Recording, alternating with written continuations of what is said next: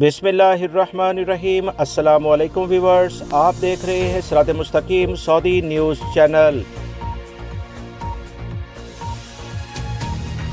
Saudi अरब में मौजूद बहुत सारे मेरे भाइयों की जानिब से मैसेजेस किए गए कि आप फौरी तौर पर हमें इस बात को कंफर्म करके बताएं कि सऊदी हुकूमत की जानिब से जो वैक्सीन पर पाबंदी लगी थी क्या वो ख़त्म हो गई है या कि नहीं।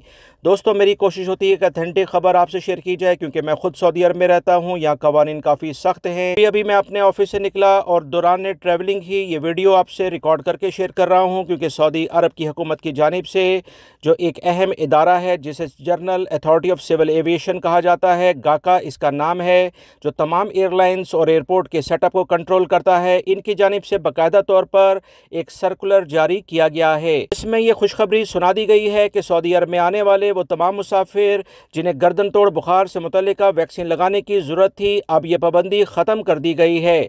पोलियो वैक्सीन को उसी तरह से बरकरार रखा गया है, मगर जो गर्दन तोड़ बुखार था उससे मुतल्लिका वैक्सीन को तमाम मुसाफिरों के लिहाज से ख़त्म कर दिया गया है।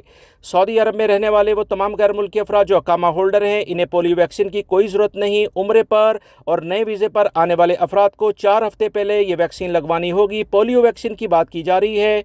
दूसरी वैक्सीन की पाबंदी फ़िलहाल ख़त्म कर दी गई है। वीडियो लाइक करके दोस्तों से ज़्यादा से ज़्यादा शेयर भी कीजिएगा। आप मेरे चैनल पर नए व्यूअर हैं तो प्लीज़ चैनल को सब्सक्राइब करें, बेल बटन में ऑल के ऑप्शन को सिलेक्ट कीजिएगा। अस्सलामु अलैकुम।